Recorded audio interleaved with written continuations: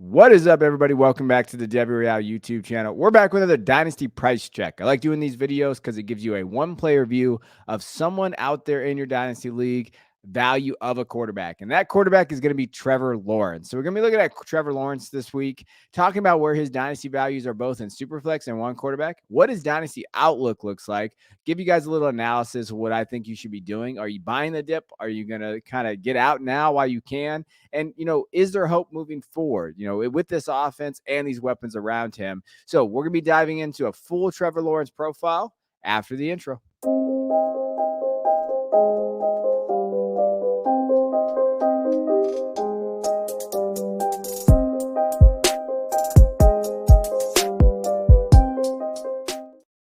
All right, so let's talk about Trevor Lawrence and let's get into kind of what we've seen from him. And this is a difficult case because when a lot of people drafted Trevor Lawrence, they were told that he's generational. We kept hearing that term get thrown around, which I think we need to stop saying generational all the time now. I think that's getting overused a little bit, and it's just be a little weary, right? Of Caleb Williams coming out, or whoever you think is generational. And so what we expected from Trevor Lawrence, especially after his last year when he made it to the playoffs and people thought he took that jump, is a top 7 quarterback in Dynasty, right? Hey, I'm going to take him as my quarterback 1. You missed on those 2 tiers, like those top 2 tiers after maybe Burrow. I saw him going ahead of Jackson in some leagues.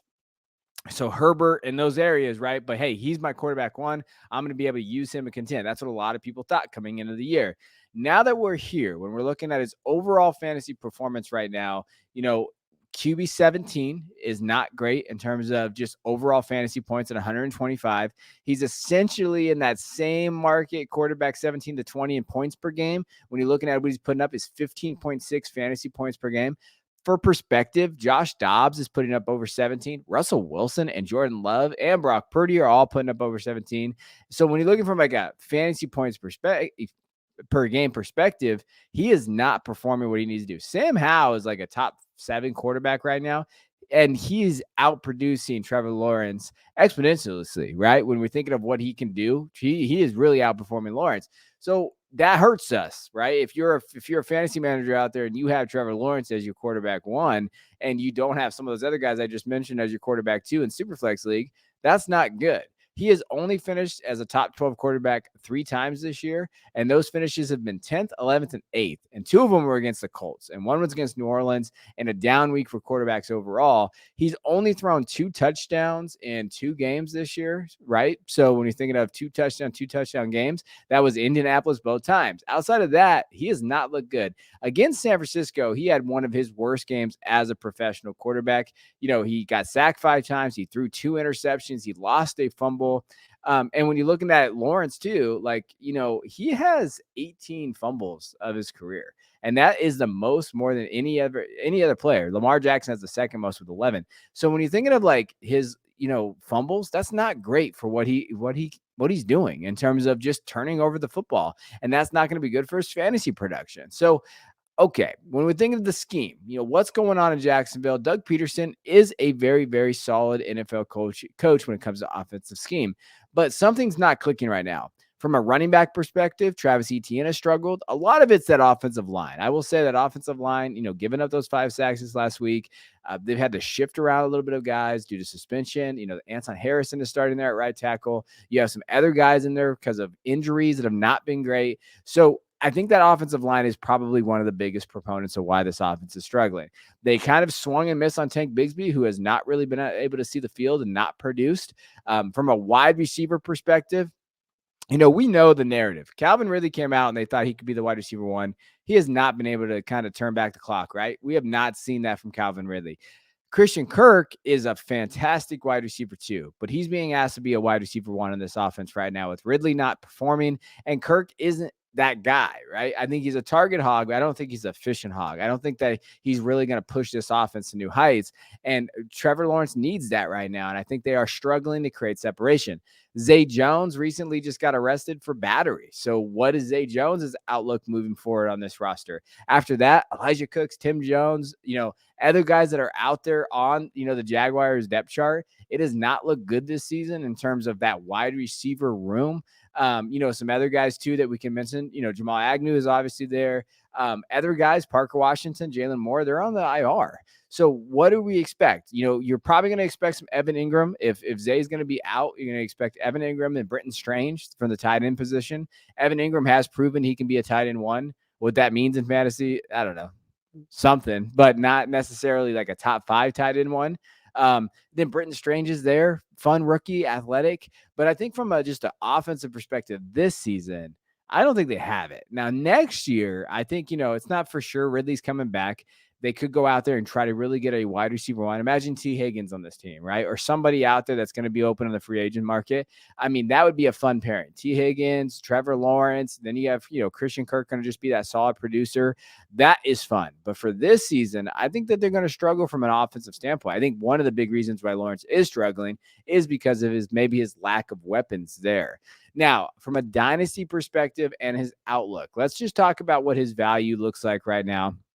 When you're going over just his Superflex value, this is the lowest his value has been since 2023, the beginning of 2023. And to be honest, probably since last year. So this is Lawrence's lowest he's been. So when you're thinking of perspective wise, just to kind of give you guys context of what that looks like, this is what it looks like. This is low of the low.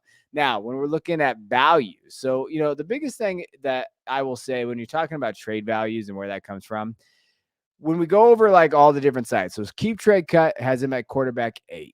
Football Guys, quarterback 8. Here at TDR is quarterback 7, but we have one person him up a little bit. I actually have him at quarterback 10 right now. But the question is like, where do we place him, right? So we know he's not in that tier with Mahomes, Hurts, Allen, Burrow, or Herbert probably. Lamar, I would take my Lamar. Then you have CJ Stroud. Where are you guys at with CJ Stroud? Would you take Trevor Lawrence over CJ Stroud? CJ Stroud is putting up ridiculous numbers, MVP type numbers. I have a hard time trading CJ Stroud for Trevor Lawrence straight up. And I think that's crazy to talk about, right? Anthony Richardson, I think he's in that tier. I think he's with Anthony Richardson and Trevor Lawrence and maybe Stroud in that area. But, I have a hard time putting some other guys ahead of him. Do you put Kyler Murray ahead of him? Right. Kyler Murray came back. We know what Kyler Murray can be. He's definitely been a fantasy producer over Trevor Lawrence. So that is the question mark. Now, as far as values and real trades going on, Trevor Lawrence for Tua. I still lean Trevor Lawrence, but I understand it's a lot closer than you think. And if Tua didn't have the concussion problems and the impending contract kind of unknown, I think this would be a smash for Tua's side. But I get for both sides here, but that is what he went up straight up for. Another deal, he went for Bryce Young, a first and a second. I understand not giving up that first for 2024. Maybe you punt it a little bit. If you're rebuilding and you want Bryce Young and you think he can maybe be that guy in terms of that low-end quarterback too, I don't hate this deal at all. This is a kind of a fun price on both sides. I think this is a completely fair deal. I like both sides here. Bryce has not looked good though. So if Bryce never looked good, then you're probably grasping at just a bunch of lottery picks, and then Trevor's going to smash that side. So I think there is risk on the Bryce side, but I actually like both sides here. But I am a Bryce guy. I do think Bryce can bounce back, hopefully, although I'm a little bit more concerned than I'm used to. Trevor Lawrence for 2 first. I mean, that's pretty appropriate value for what you're looking at there. Trevor Lawrence for Anthony Richardson. I think that's a great deal. I think that's a lot of fun deal there. I think there's some people that would take Anthony Richardson straight up, and I think there's some that would take Trevor Lawrence straight up. I think it's a 50-50 shot there. Trevor Lawrence for Justin Fields is a fun one just because of the discourse around Justin Fields. He's getting valued as quarterback 13, so I do think you can get a little extra on that side if you wanted to risk that. I'd probably stick with Lawrence just for the safe upside. I know he's probably going to be their starter, but if I needed something extra on that field side, and it's got to be something a little bit like really extra. Lawrence for Murray in a second, I think is a fun one. If Murray can hit that value and hit like his upside at 26 years old and you get a second, that's not a bad flip right now, depending on where his market is. Now, you're kind of buying high on Murray though, based on what his price was, 7 weeks ago. So you just need to keep that in mind, but Murray seems like a fun play right now. And then Lawrence for a first, Olave in second. I want to show you one without a quarterback in there. Olave's fun with Jameis Winston, not so much with Carr right now. A first and a second. I still think, from the quarterback standpoint, I would love Trevor Lawrence. If that's a top 5 pick though in 2024, if you can maybe somehow maneuver it that way, I actually kind of like that side as well. Now, in one quarterback, When you're looking at overall, you got, Trevor Lawrence for, a 24 first and Joshua Dobbs, Will Levis for Trevor Lawrence, which seems crazy to me in one quarterback in Dynasty. I'd probably smash the Lawrence side, but I like to give you guys all the different options here. Lawrence and Ridley for Dak Prescott. Dak Prescott has been a top 5 guy the last couple of weeks. Lawrence for T. Higgins is a lot of fun there. Lawrence for DeAndre Swift. Lawrence and Moore for Burrow. Lawrence for Tank down a second, and then Lawrence, A.J. Brown for Joe Mixon, Geno Smith, and a 24 first. So a lot of different disparity in terms of one quarterback value. If you play in one quarterback leagues, I give you credit because it is hard to kind of distinguish value for guys like Trevor. If you have a quarterback like Jared Goff and you're comfortable with that, I understand getting rid of Trevor for assets and try to go win your league this year in one quarterback. But overall, I think Trevor's a really hard case because I think right now he's a hold for me. Like if you roster Trevor Lawrence, I'm not trying to sell him at the current price. So to me, he's a hold. And some of those deals I don't mind buying because I do think that he could probably solidify himself as an 8 to 12 quarterback range.